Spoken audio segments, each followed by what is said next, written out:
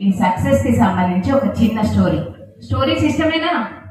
Voice do some noise. Voice ఇంత dull గా నేను ఏ కాలేజ్కి వెళ్ళినా లేరు, ఓన్లీ వెంకటేశ్వర డిగ్రీ కాలేజ్ లో ఉన్నారని నేను మళ్ళీ ఎక్కడికి వెళ్తా చెప్తాను. చాలా బుద్ధిమంతులు, అసలు మాట్లాడరు, నోట్లో నాలుక లేదు, అక్కడ బాయ్స్ కి అని చెప్తాను. చెప్పాలా? సడన్ సార్ యాక్చువల్ గా కాలేజీ గురించి మొదలు పెట్టినప్పుడే సార్ ఇంట్రొడక్షన్ లోనే సార్ కి సంబంధించి మాకు అర్థమైపోయింది సార్ ఎలా పాఠాలు చెప్తారు ఏంటి అని.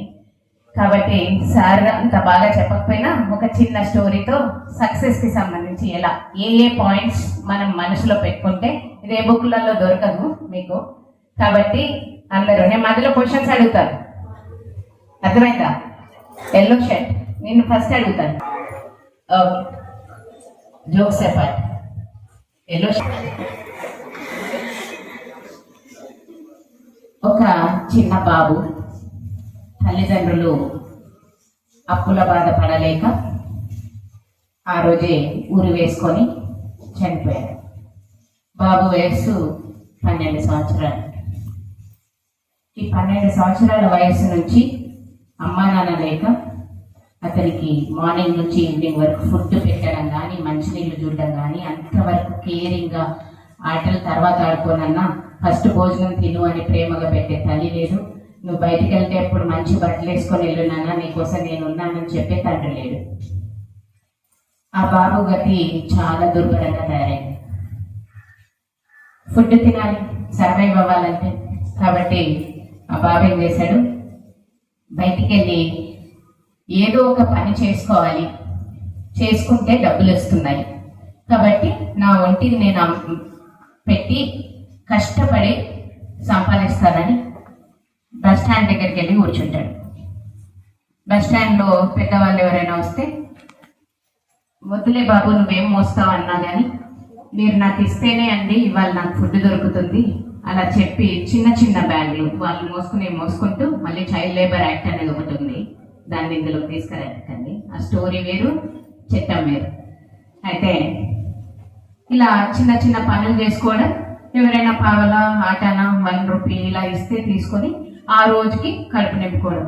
ఇప్పుడు రాదు, పావులకు ఆశ చాక్లెట్ కూడా ఇవ్వట్లేదు, అప్పటి కాలం కాబట్టి ఇచ్చారు. అయితే ఫుడ్కి వాటికి అన్నింటికి ఏదో సరిపోతుంది, బతుకుతున్నాడంటే బతుకుతున్నాడు. కానీ నిరాశ, నిస్పృహ, నేనేంటి, నాకేం అర్థం కావట్లేదు, నాకు ఎవరు తోడలేరు, నేను ఒక్కనే ఉన్నాను లోకం మొత్తంలో, నన్ను ఎవరు బతికిస్తారు, ఆ దేవుడు కూడా నాకేమి హెల్ప్ చేయలేదని దేవుడు కూడా ప్రతిరోజు తిడుతూనే ఉన్నాడు.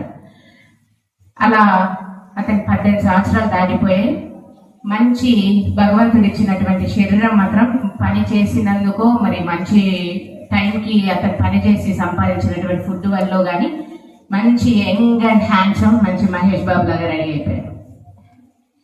అతను వాళ్ళ నాన్న చెప్పినటువంటి సూక్తి ఒక్కటే గుర్తుపెట్టుకున్నాను, హానెస్టీ నీ జీవితంలో మర్చిపోకు, నిజాయితీగా ఉన్నన్నాళ్ళు ధర్మం నీ వెంట ఉంటుంది, నువ్వు ముందుకెళ్ళని వాళ్ళ నాన్న చెప్పిన మాట మాత్రం రోజు గుర్తు చేసుకుంటున్నాడు. ఒకరోజు ఇది లైఫ్ అంతా నేను ఈ మూటలు మోయడమేనా, ఏం చేయాలి, నాకు సక్సెస్ ఇవ్వట్లేదని దేవుడి దగ్గర దండం పెట్టుకున్నాడు. గుడి ముందర బయటికి వచ్చాడు. ఠకీమని అక్కడ ఒక మనిషి ప్రత్యక్షమయ్యాడు. ఓల్డ్ ఏజ్డ్ పర్సన్, ఒక మంచి వైట్ కాలర్ ఉన్నటువంటి షర్ట్, ఒక బ్లాక్ పాయింట్, ఒక బెల్ట్ పెట్టుకున్నాడు. దాని మీద నుంచి 3 బాక్సెస్ ఉన్నాయి, అతను మోస్తున్నాడు. ఒక బెల్ట్ వేసుకొని ఆ 3 బాక్సెస్ని వీపులో వేసుకొని నడుస్తూ వస్తున్నాడు. అతను ఏది చూస్తే 70కి పైబడి ఉంది, నడవడానికి శక్తి లేదు, కానీ చాలా నీట్గా డ్రెస్ చేసుకొని ఉన్నాడు. అతను చూడగానే ఈ బాబుని చూసి ఇతనైతే నా బరువు మోయగలుగుతాడు అని ఫీల్ అయ్యి, బాబు నాకు చాలా బరువు అవుతుంది, నేను 70 సంవత్సరాలు పైబడి ఉన్నాను, ఈ బ్యాగ్ నువ్వు నెక్స్ట్ ఊరు వరకు నువ్వు గనక మోసిచ్చినట్టయితే నీకు 3 బంగారు నాణాలు ఇస్తాను అన్నాడు. అసలు ఎంతవరకు అందరూ 1 రూపీ 2 రూపీస్ కూడా ఇవ్వలేదు, బంగారు నాణాలు ఇస్తా అంటున్నాడని. తప్పకుండా అండి, మీరు ఇచ్చినా ఇవ్వకపోయినా, ఈ బాబులో నిజాయితీ అనేది వాళ్ళ డాడీ పెంచాడు కదా లోపల, మీరు ఇచ్చినా ఇవ్వకపోయినా మీ ఏజ్కి నాకు అందరి శక్తి అంటే దేవుడు ఇచ్చాడు కాబట్టి నేను తప్పక నా శక్తిని యూజ్ చేస్తాను, మిమ్మల్ని తీసుకెళ్తాను నెక్స్ట్ ఊరు వరకు, మీరు ఇచ్చినా ఇవ్వకపోయినా పర్వాలేదు అన్నాడు. సరే అని ఆ బ్యాగ్ 3 బాక్సెస్ గుర్తుపెట్టుకోండి. ఎన్ని బాక్సెస్? 3 బాక్సెస్ వెనకాల పెట్టుకున్నాడు. చాలా బరువు ఉన్నాయి అవి. అయ్యా మీరు 70 years పైబడి ఉన్నారు, ఎలా మోసారు అని అడుగుతాడు ఫస్ట్ ఎత్తుకున్నప్పుడే. ఏదో బాబు అలా మోసుకొచ్చాను, ఇంకా నువ్వు కనబడ్డావు, నీకు ఇచ్చాను, నువ్వు వేరే ఊరు దాకా నన్ను తీసుకెళ్ళు అని అంటే సరే అని ఊరికి ఇద్దరు నడుస్తూనే ప్రయాణం సాగించారు. వెళ్ళిన తర్వాత మధ్యలో ఒక చెరువు అడ్డొచ్చింది. చెరువు అడ్డొచ్చినప్పుడు ఈ 3 బాక్సెస్లలో 2 బాక్సెస్ నేను మోస్తానులే బాబు, ఈ ఒక్క బాక్స్ నువ్వు పెట్టుకో, నువ్వు ఇది దాటిచ్చు అని అంటాడు. ఆ ఒక్క బాక్స్ తీసుకున్నా కానీ చాలా బరువు ఉంటుంది. అది 3 బాక్సెస్ కలిపినంత బరువు ఉంది ఏంటండి, ఇది ఇంత బరువు నేను మోస్తున్నాను, సరే పదండి ఏముందండి ఇందులో అని ఒక క్యూరియాసిటీ. ఏ పని చేసినా ఒక క్యూరియాసిటీ మైండ్లో ఉంటుందని ఏముందని అంటే రాగి నాణాలు ఉన్నాయి బాబు అందులో, ఆ రాగి నాణాలని, అందుకని అది బరువు అనిపిస్తుంది నీకు, మోస్తావా మోయలేవా అని పెద్ద ఆయన కూడా మంచాడు పాపం అడిగాడు. లేదండి నేను మోసేస్తాను, మీరు కూర్చోండి, నేను ఈ చెరువు అది దాటించి మిగతా 2 బాక్సులు కూడా నేను మోస్తాను అనుకున్నాను. అతని మైండ్లో ఆలోచన మొదలైంది. ఈ 70 years ఓల్డ్ ఏజ్డ్ పర్సన్ దగ్గర ఒక బాక్స్ నిండా రాగి నాణాల, ఇతను ఏమైనా బిజినెస్ మ్యాన్ అయ్యొట్టాడా? ఆ బిజినెస్ అంతా అమ్మేసుకొని ఇవన్నీ తీసుకొని వస్తున్నాడేమో, సరే నాకెందుకులే, నేను దాటించాలి, నాకు 3 నాణాలు ఇస్తాడు, ఇంతవరకే ఆలోచన అనుకున్నాడు. ఆయన హానెస్టీ వదులుకోలేదు, వెళ్ళాడు. అది దాటిన తర్వాత మళ్ళీ వచ్చి మిగతా 2 బాక్సెస్ కూడా తీసుకెళ్ళడానికనే వెళ్ళాడు. ఆ 3 బాక్సెస్లలో మళ్ళీ 2 బాక్సెస్ పెద్ద ఆయన ఇవ్వలేదు, ఆ ఒక్క బాక్స్ మొయ్య చాలు అని చెప్పేసి మళ్ళీ చెరువు దాటిన తర్వాత వెళ్తున్నారు. అక్కడ మధ్యలో ఒక ఎడారి వచ్చింది. ఎడారి వచ్చినప్పుడు మళ్ళీ పెద్ద ఆయన నేను ఇసుకలో కాళ్ళు పెట్టలేను బాబు, ఇంకొక బాక్స్ నువ్వు తీసుకో, ఈ 2 బాక్సెస్ నువ్వు మొయ్యు అన్నాడు. ఆ బాక్స్ తీసుకున్న తర్వాత ఈ బాక్స్ లో ఏమున్నాయి అని మళ్ళీ అడిగాడు. ఎందుకంటే ఇంతకుముందు రాగి కాయిన్స్ వచ్చాయి కదా, మరి ఇందులో ఏమున్నాయో అని చెప్పి అడిగితే అతను అన్నాడు ఇందులో సిల్వర్ కాయిన్స్ ఉన్నాయి, ఇందులో సిల్వర్ కాయిన్స్ ఉన్నాయి అని అంటే ఇతనికి వెంటనే థాట్ వచ్చింది, అంటే ప్రాపర్టీస్ అన్ని కూడా అమ్మేసి ఇతను వెనకాల ఎవరు లేరు, హెల్ప్ చేయడానికి మనమరాలు రాలేదు, కొడుకు లేరు, కూతురు లేరు, ఇవన్నీ కూడా పెట్టుకొని వస్తున్నాడు, అసలు ఇది ఏంటి అనే ఆలోచన. అయినా నాకెందుకులే, నేను ఇది దాటించడం నా పని, నేను ఒప్పుకున్న పని ఇంతే అని అనుకొని మళ్ళీ తీసుకొని ఆ 2 కూడా పెట్టుకొని ఆ ఎడారి కూడా దాటేశాడు. ఇంకా కాస్త ముందుకెళ్ళిన తర్వాత ఒక హిల్ వచ్చింది, అంటే ఒక కొండ లాంటి ప్రదేశం వచ్చింది. అది ఎక్కాలంటే మాత్రం ఈ 70 years పర్సన్ వల్ల కాదు. అప్పుడు ఏమన్నాడంటే నేను ఇక్కడ కూర్చుంటాను, ఆ కొండ దాటిన తర్వాత మా ఇల్లు ఉంది, అక్కడ ఈ 3 బాక్సెస్ పెట్టేస్తావా బాబు అని అంటే సరే అని 3వ బాక్స్ తీసుకుంటే అందులో ఏమున్నాయి అని అడిగితే గోల్డ్ కాయిన్స్ ఉన్నాయి. అమ్మ 70 ఏళ్ళ వ్యక్తి ఒక చెస్ట్ వైట్ షర్ట్ ఒక బ్లాక్ పాయింట్ వేసుకొని వచ్చి ఈయన దగ్గర సిల్వర్ కాయిన్స్, రాగి కాయిన్స్ ప్లస్ ఇది కాపర్, ఇది గోల్డ్ అంటున్నాడు. ఈయన దొంగే కాబట్టే, దొంగతనం చేశాడు కాబట్టి వెనకాల మనుషులు లేరు. ఇంత డబ్బులు పెట్టుకొని ఈయన ఒక షిప్ తీసుకోలేడా, చెరువు దాటడానికి ఒక బోట్ తెచ్చుకోలేడా? ఇన్ని డబ్బులు ఉన్నాయి అంటే ఈయన ఏదో దొంగతనమే చేస్తున్నాడు కాబట్టి ఇతను పక్కా దొంగ అని ఫిక్స్ అయిపోతాడు అబ్బాయి. వెళ్తూ వెళ్తూ ఆలోచిస్తాను, ఆయన దొంగే కదా, ఇప్పుడు ఆయన ఈ కొండ ఎక్కలేడు, ఎక్కగలుగుతాడా? 70 ఏళ్ళ పైబడ్డ వ్యక్తి ఎక్కలేడు, అందుకే నన్ను ఇంట్లో పెట్టమన్నాడు. ఇవన్నీ గోల్డ్ సిల్వర్, ఇది దాటిస్తే నాకు 3 కాయిన్సే వస్తాయి, కానీ ఇవన్నీ నేను తీసుకెళ్ళిపోయాను అనుకోండి, ఇప్పుడు ఎవరు వస్తాడు? ఆయన వెనకాల మనుషులు లేరు, రారు ఎవ్వరు అనే ఆలోచన రాగానే ఆయన దొంగే కాబట్టి నేను దొంగతనం చేసినా నాకేం తప్పులేదు, మా నాన్న చెప్పిన నిజాయితీ కూడా ఇక్కడ ఏం పనికిరాదు, నేను నిజాయితీగానే ఉన్నాను, మోసుకొని వచ్చాను కాబట్టి ఇది నాదే, ఆయన ఎవరితో దొంగతనం చేశాడు కాబట్టి ఇది కూడా నాదే అన్నాడు అనుకుంది. మనసు చెప్తుంది ఆయనకి, ఆ బాబుకి.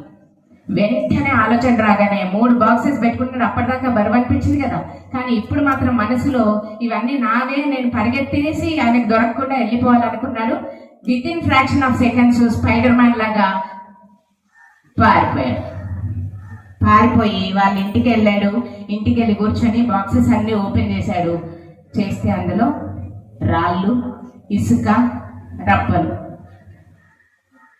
అయ్యో, ఆ ముసలాయన మాట విని నేను అనవసరంగా మోసపోయాను, ఇందులో బంగారం ఉందన్నాడు, సిల్వర్ ఉందన్నాడు, కాపర్ కాయిన్స్ ఉన్నాయన్నాడు, ఇవేవి లేవా ఇందులో? అయితే నేనేంటి, నాకు అనవసరంగా ఇలా అంటే ఒక చిన్న స్లిప్ వెళ్ళిందండి.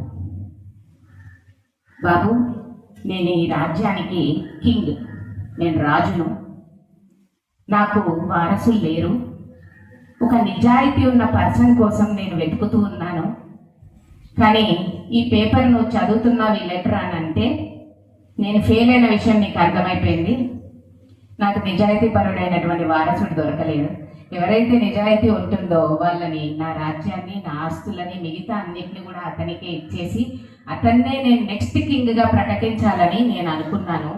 కానీ ఈసారి కూడా ఈ అటెంప్ట్లో కూడా నేను ఫెయిల్ అయ్యానని రాశాను. ఆ బాబు చేసిన తప్పేంటి? అతని సక్సెస్కి జస్ట్ ఒక్క ఫీట్లో ఆ బాక్స్, మూడో బాక్స్ కూడా అతను కాపర్కి సిల్వర్కి మోసపోకుండా నిజాయితీగా ఉన్నవాడు గోల్డ్ దగ్గర రాగానే మోసపోయాడు. అట్లాగే మీకు అందరికీ ఈ ఏజ్లో మీరు 18 బిలో అని సార్ చెప్పారు కాబట్టి మీకందరికీ సక్సెస్కి ఒక్క ఫుట్లో ముందుకు వెళ్ళకుండా ఆపేటువంటి ఏంటి? Facebook, Instagram, Snapchat, WhatsApp, films, మన నాగశేఖర్ సార్ చెప్పినట్టుగా, ఎస్ఐ గారు చెప్పినట్టుగా ఆల్కహాల్. ఇవన్నీ కూడాను మీకందరికీ దేవుడు పరీక్షలు పెడుతున్నాడు. మిమ్మల్ని డైవర్ట్ చేయడానికి ప్రయత్నిస్తున్నాడు. మీరు ఎంతవరకు దాన్ని తట్టుకుంటారు? మీరు వీటన్నింటినీ కూడా అతిక్రమించి ముందుకెళ్ళి సక్సెస్ స్టోన్ని టచ్ అవుతారా లేదా అని దేవుడు పెట్టే పరీక్షలు ఇవన్నీ మీకు అందరికి. కాబట్టి మీరు అతనిలాగా లోబి, అంటే అతను ఒక సెకండ్ లో గ్రీడీనెస్ అనేటువంటిది ఫీల్ అవ్వకుండా ఉండుంటే అతనికి రాజ్యం మొత్తం దక్కేది, ఆస్తులన్నీ దక్కేవి, మంచి పొజిషన్ వచ్చేది, నెక్స్ట్ లైఫ్ మొత్తానికి దేవుడు దారి చూపించాడు యాక్చువల్గా. కానీ ఆ టైంకి వెళ్ళిపోయి అతనికి ఉన్నటువంటి ఆ నిజాయితీ అనేటువంటిది ఏదైతే ఉందో దానికే దేవుడు అతనికి హెల్ప్ చేయడానికి వచ్చాడు. కానీ ఆ నిజాయితీని కోల్పోన్న మరి క్షణం అందులో ఉన్న నిజమైనటువంటి బంగారు భవిష్యత్ అంతా కూడాను రాళ్ళు రప్పలుగా కనిపించింది. కాబట్టి దీనివల్ల మీరు తెలుసుకోవాల్సిన నీతి ఏంటి? మనకు సంబంధించినటువంటి నిజాయితీని ఎప్పుడు కూడాను, నేను అంటే నిజాయితీ, నా లైఫ్ సక్సెస్ కావాలి అంటే నేను నిజాయితీ అని అంటే ఏదో కరప్షన్ ఒక్కటే కాదండి. మీరు చేసే ప్రతి పనిలో కూడాను మీరు 100% ఇచ్చినాడు మీరు నిజాయితీగా ఉన్నట్టు. బుక్ ఓపెన్ చేసేసి ఈ ఒక పేజ్ మొత్తం లాంగ్ ఆన్సర్స్ 2 pages 3 pages అని చదువుతారు కదా పిల్లలందరూ. నేనైతే అలాగే చదివాను. ఆ 3 pages ఆన్సర్ రట్టి కొట్టాలి, ఇందులోంచి ఏదైనా ఒక 2 లైన్లు వదిలేస్తే ఓకేనా, ప్రిసైజ్ గా మీనింగ్ ఒకటే వస్తుందా లేదా అని చాలా సార్లు స్టూడెంట్స్ అనుకుంటారు.